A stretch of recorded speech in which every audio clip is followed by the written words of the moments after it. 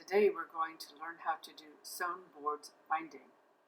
It starts with a list of materials. You'll need 18 sheets of text paper. I have got these in 8 inches tall by 12 inches wide. 2 sheets of cardstock, also 8 inches tall by 12 inches wide. 2 pieces of mat board, 6 inches by 8 inches. A piece of book cloth, 3 by 9 inches. A piece of Japanese paper, 2 by 8 inches. This is optional. A piece of decorative paper, approximately 9 by 12 inches. Some linen thread. In this case, I'm using 18-3. A needle in all for punching. Some PVA glue. A glue brush.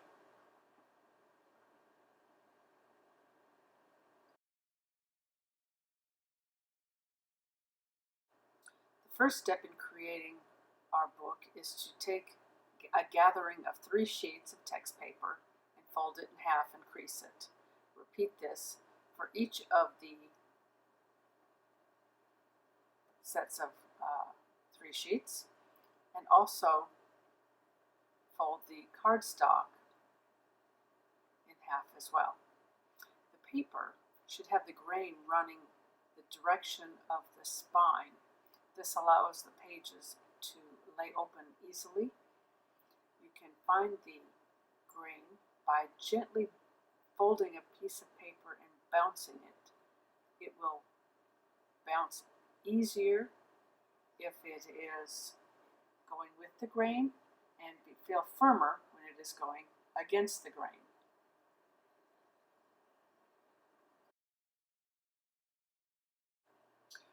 Once you have all of your signatures folded, we are going to punch the sewing stations. I have taken a short piece of paper and punched a hole 1/2 inch from either end, and then set 2 stations in between with a hole approximately 1/2 inch apart. Now I'm going to line that paper up within each signature and punch the holes. And you're going to continue doing this through every signature as well as the cardstock.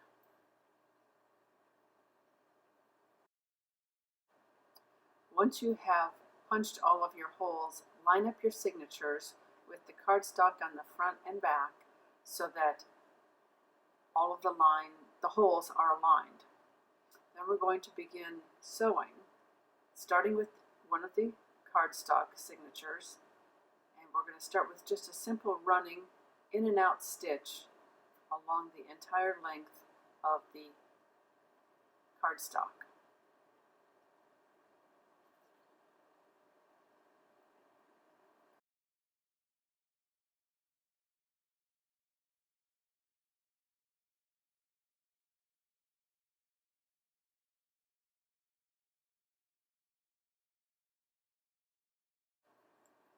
Once you've reached the end of the signature, pull the thread all the way through, leaving about a 4 to 6 inch tail.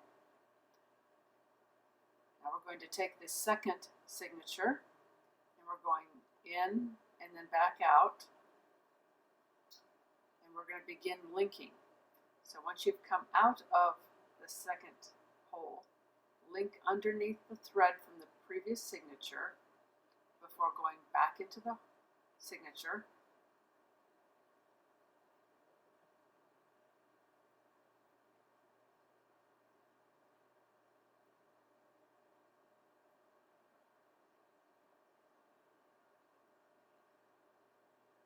Once again, catch that loop from the signature before, go back in, and then come back out at the end. At the end of the second signature, you're going to pull your thread so that the tension is tight, and always pull in the direction in which you are sewing. That will avoid ripping and shredding your holes. Tie a square knot with the beginning edge and the thread to anchor the first 2 signatures. As you add the third signature, we're going to continue in and out and link again, only the loop from the signature immediately before, and back into the signature.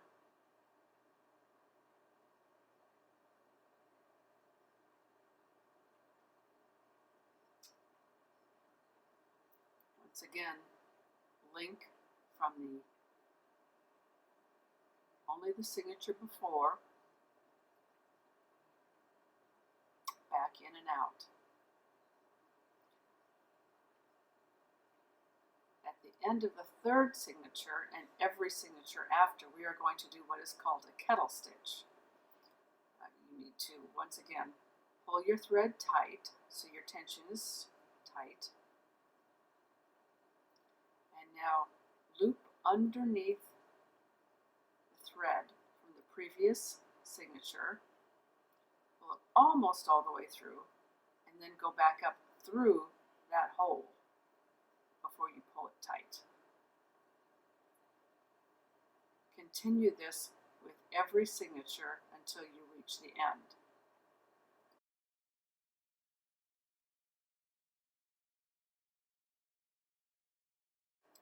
Once you've reached the last signature, you're going to tie off doing a double kettle stitch. And if you have a press, you can place the book in the press, and we're going to glue up the spine, putting a layer of PVA glue, that's white glue, all along, and then rubbing it in between these signatures.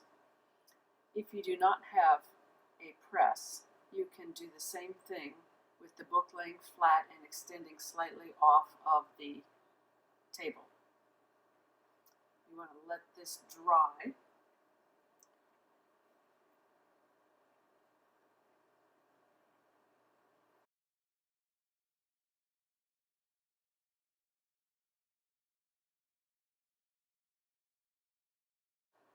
This step is optional, but it adds a nice little bit of color when you open your book. This is a piece of Japanese tissue, and it is shiogami. It's printed. It does not need to be printed. It could be plain. It could be just about anything that is very lightweight. Glue out, and you're going to place it roughly in this, so that the center of the tissue would be in the center of the spine. That will leave a portion on the front and back of your book. This will cover up that glued up spine and make for a pretty opening as you are using your book. For the most part, this is hidden and essentially optional.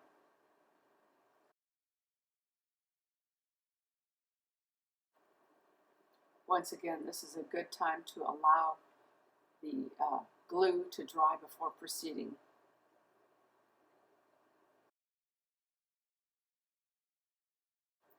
The next step is to add the book cloth.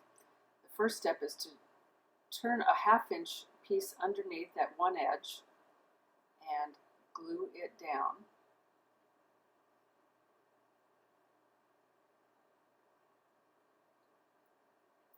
Then we're going to lay it on the book and mark the other edge so that it would be exactly the same height as your book. I've aligned it on one edge and I'm creasing it at the opposite edge. I can now go back and fold along that crease. Glue this edge down as well.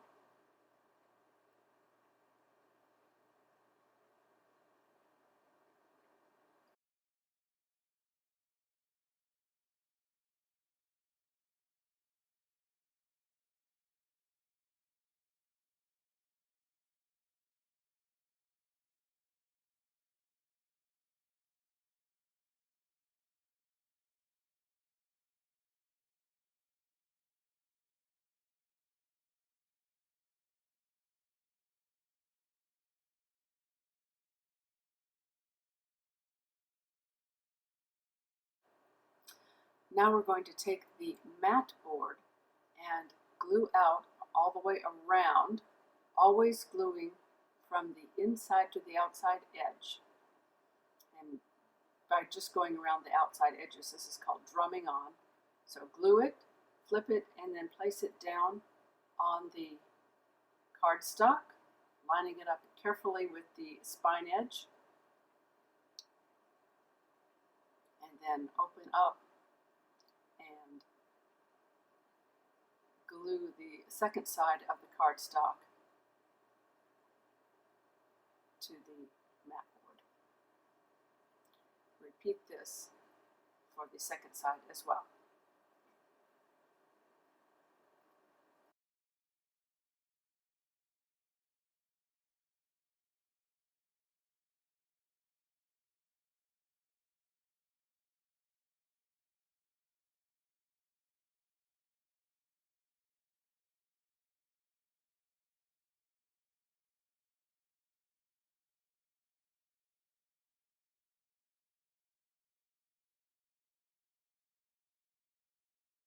Now we're ready to attach the book cloth to the spine. Using a ruler, mark a guide a ½ inch from either edge, long edge of the book cloth. We're going to glue out just the last ½ inch .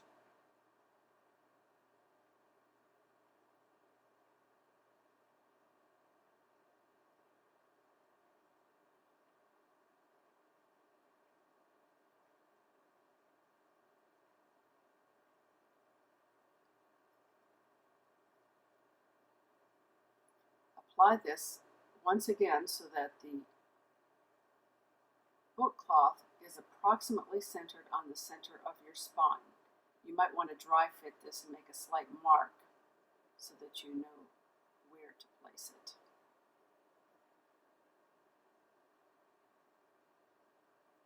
Turn it over. Glue out the other ½ inch .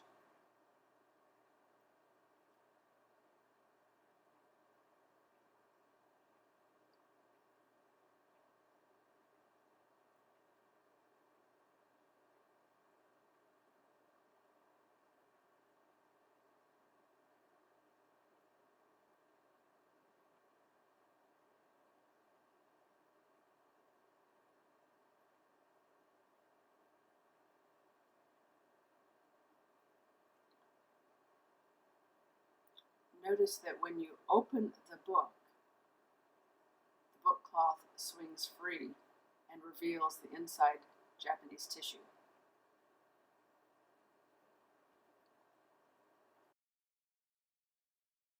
This next step is also optional, but it adds a nice finish. I take a piece of paper or cardstock, whatever is necessary to give the same depth as whatever the book cloth is. I've made it the same height as the book. I'm going to glue out and attach it so that that difference in dimension will disappear on the cover. Here I've glued it up, the front edge that was extending off. I'm going to trim off once the glue is dry.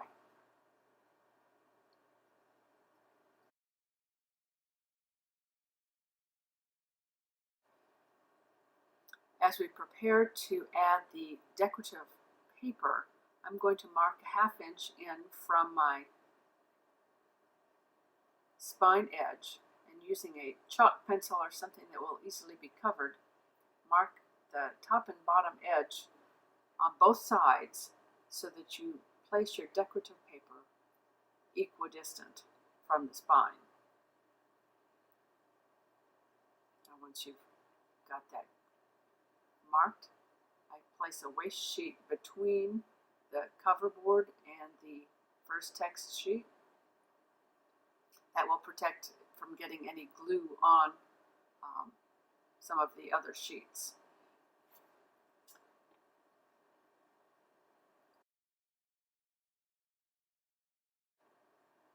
Apply glue to the back of your decorative paper. Again, always brushing from the inside of the paper This helps prevent getting glue on the decorative side of your paper. You want a thin coat, not globbed and bulky, but not too dry as well.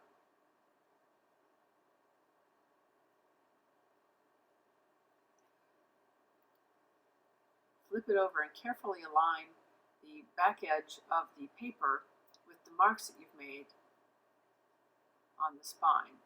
It should be covering a portion of your book cloth and extending off the top and bottom as well as the foredge. You can bone it down smooth, then lift up the inside. We're going to trim a diagonal cut across the corners, leaving about 1/8 of an inch on each corner.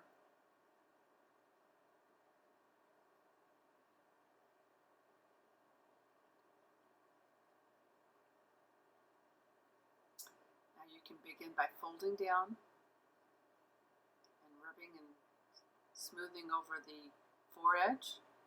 Pinch to cover that corner and turn down the head and tail.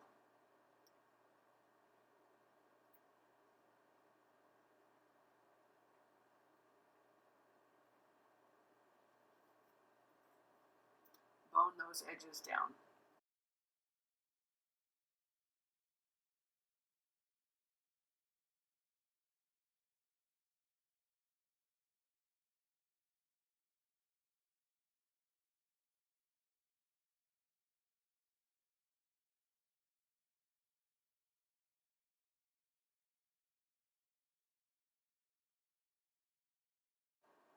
Once the cover has been covered with this decorative paper, we're going to open up and once again use a sheet of waste paper between the last sheet and the remainder of the text block. We're going to glue out and attach this sheet to cover up the inside of the cover board. This can be done by either gluing out the entire sheet or by drumming around the edges. I'm gently allowing the book cover to touch it just to pick up the page, remove my waste sheet, and flip and bone down that page smooth.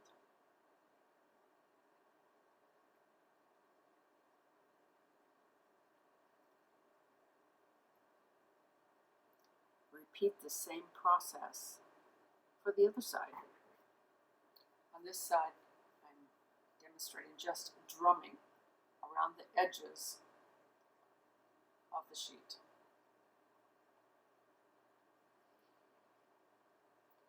Once you have attached this side, you want to allow the book to dry under weight for a couple of days. We've just added a lot of moisture through the glue, and you want to allow it to dry flat with a heavy book on top.